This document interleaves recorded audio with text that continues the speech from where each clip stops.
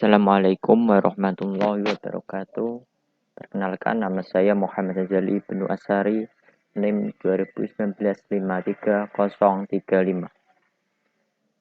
Sini saya akan mempresentasikan tentang solusi dan kondisi demokrasi di Indonesia pada saat ini. Sebelum itu, saya akan membahas tentang pengertian demokrasi. Pengertian demokrasi berasal dari bahasa Yunani yaitu demos dan kratos. Demos bermakna rakyat atau khalayak, sementara kratos bermakna pemerintahan. Demokrasi sebagai sistem pemerintahan yang mengizinkan dan memberikan hak kebebasan kepada warga negaranya untuk berpendapat serta turut serta dalam pengambilan keputusan di pemerintahan. Berikut ini beberapa pengertian demokrasi menurut para ahli. Yang pertama yaitu demokrasi menurut Aristoteles. Demokrasi menurut Aristoteles yaitu sebuah kebebasan setiap warga negara. Kebebasan tersebut digunakan untuk saling berbagi kekuasaan. Menurut Aristoteles, demokrasi adalah suatu kebebasan. Prinsip demokrasi adalah kebebasan. Hal itu karena hanya melalui kebebasanlah setiap warga negara dapat saling berbagi sebuah kekuasaan di dalam negaranya sendiri. Yang kedua yaitu menurut Abraham Lincoln. Demokrasi menurut Abraham Lincoln adalah sebuah hal yang didasari oleh rakyat. Abraham Lincoln menjelaskan bahwa demokrasi adalah sebuah pemerintahan yang berasal dari rakyat, oleh rakyat, dan untuk rakyat. Selanjutnya yang ketiga yaitu tentang menurut Avangadva. Demokrasi menurut Avangadva terbagi menjadi dua definisi. Yang pertama yaitu jika diartikan secara normatif adalah demokrasi yang secara ideal ingin diwujudkan oleh negara, sementara secara empiris adalah demokrasi yang perwujudannya adalah dunia politik. Yang terakhir yaitu menurut John L. Esposito. Pada sistem demokrasi, semua orang berhak berpartisipasi, baik terlibat aktif maupun mengontrol kebijakan yang dikeluarkan oleh pemerintah. Selain itu, tentu saja dalam lembaga resmi pemerintah terdapat pemisahan yang jelas antara unsur eksekutif, legislatif, maupun yudikatif. Selanjutnya yaitu macam-macam demokrasi di Indonesia. Di Indonesia sendiri terdapat 4 macam demokrasi, yaitu pertama demokrasi parlementer yang terjadi pada tahun 1945 sampai 1959. Demokrasi parlementer yang menonjolkan peranan parlementer serta partai-partai. Akibatnya, persatuan yang digalang selama perjuangan melawan musuh bersama menjadi kendor dan dapat dibina menjadi kekuatan konstruktif sesudah kemerdekaan. Sistem parlementer ini mulai berlaku sebulan sesudah kemerdekaan diproklamasikan dan kemudian diperkuat dalam Undang-Undang Dasar 1945 dan tahun 1950. Banyak para ahli menilai bahwa demokrasi parlementer kurang cocok untuk Indonesia karena lemahnya benih-benih demokrasi. Sistem parlementer memberi peluang untuk dominasi partai-partai politik dan Dewan Perwakilan Rakyat. Yang kedua yaitu demokrasi terpimpin yang terjadi pada tahun 1959 sampai 1965. Demokrasi terpimpin ini telah menyimpang dari demokrasi konstitusional dan lebih menampilkan beberapa aspek dari demokrasi rakyat. Masa ini kuat ditandai dengan dominasi presiden, terbatasnya peran politik, dan pengembangan pengaruh komunis dan peran ABRI sebagai unsur sosial politik yang semakin luas. UUD 1945 membuka kesempatan bagi seorang presiden untuk bertahan selama sekurang-kurangnya 5 tahun. Namun, ketetapan MPRS nomor 3 tahun 1963 yang mengangkat Insinyur Soekarno sebagai presiden seumur hidup telah membatalkan pembatasan waktu 5 tahun ini yang ditentukan oleh Undang-Undang Dasar.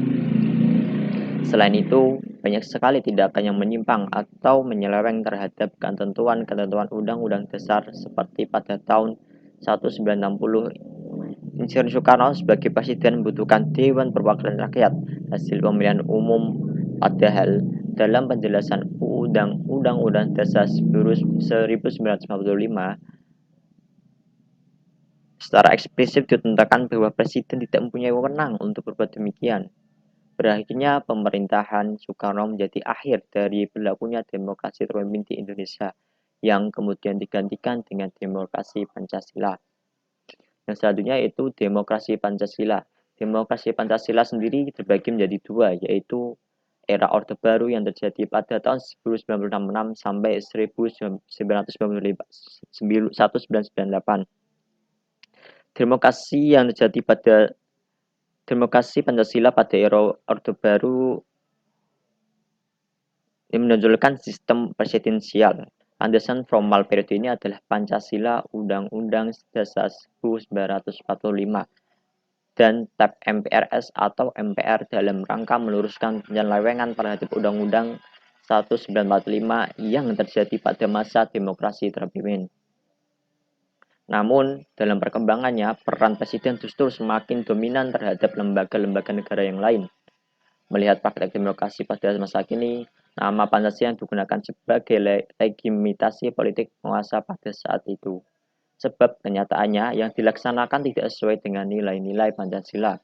Demokrasi Pancasila pada era Orde Baru kerap tandai dengan dominasi peran ABRI, birokratisasi dan sentralisasi pengambilan keputusan politik, pemberian peran dan fungsi partai politik, campur tangan pemerintahan dalam berbagai urusan partai politik dan publik, masa pengambang, monetasi ideologi negara, inkorporasi lembaga non-pemerintah. Pemerintahan Orde Baru sendiri berakhir pada tahun 1998 setelah Soeharto dilengsarkan oleh rakyatnya pada Mei tahun 1998.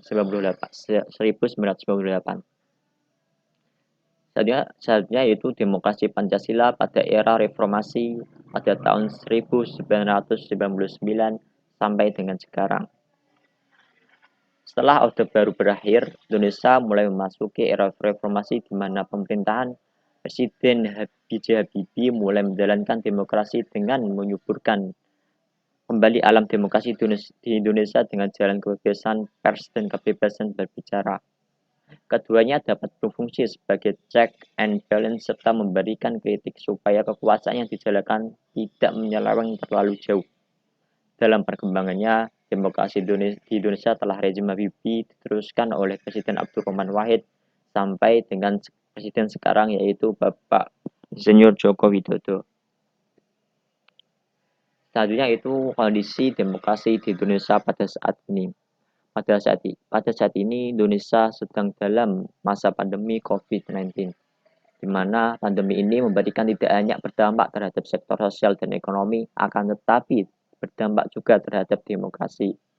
Peneliti Pusat Penelitian Politik LIPI, Freeman Nur menunjukkan bahwa data dari Economic Intelligence Unit menunjukkan adanya stagnasi kualitas demokrasi dari 5,55 pada 2018 menjadi 5,44 pada tahun 2020.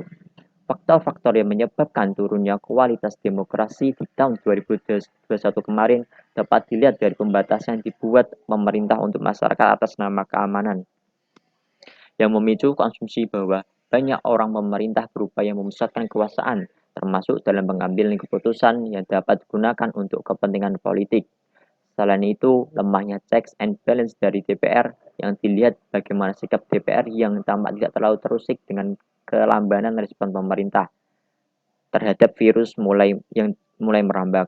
Begitu pula saat munculnya beberapa kali inkonsistensi kebijakan yang membingungkan masyarakat, bahkan hingga ketika tidak lancarnya pemberian bantuan sosial atau bansos dan munculnya pencitraan bagi-bagi sembako. DPR tampak tak bergeming. Demokrasi pasca pandemi nampaknya tidak akan pulih dalam waktu dekat apabila tidak ada terobosan politik yang berarti. Ini dapat kita lihat dari situasi politik yang tengah berjalan pada saat pandemi, di mana melahirkan berbagai regulasi yang bernuansa sentralisasi kekuasaan. Untuk membangun pemerintahan yang demokratis sangatlah penting ada jaminan satu akses yang memungkinkan keterlibatan dan keikutsertaan masyarakat dalam proses-proses pembuatan keputusan. Masyarakat sipil yang kuat adalah satu prasyarat bagi demokrasi yang kuat. maka sangatlah perlu untuk memperbaiki kapasitas masyarakat sipil dengan memperbaiki peran, fungsi, dan posisi organisasi-organisasi masyarakat sipil di Indonesia. Sebagai tambahan, struktur resmi pembuatan keputusan harus diperbaiki dengan memperkuat alat-alat pembuatan keputusan yang baik yang sudah ada maupun yang tradisional dan dengan memperhatikan sepenuhnya aspirasi rakyat. Selanjutnya yaitu solusi untuk demokrasi saat ini. Solusi untuk demokrasi saat ini adalah harus adanya terobosan politik yang sangat berarti dan dengan memperbaiki kapasitas masyarakat sipil dengan memperbaiki peran, fungsi, dan posisi organisasi masyarakat sipil di Indonesia dan tidak ada batasan bagi masyarakat untuk menyampaikan pendapatnya. Sekian dari saya. Assalamualaikum warahmatullahi wabarakatuh.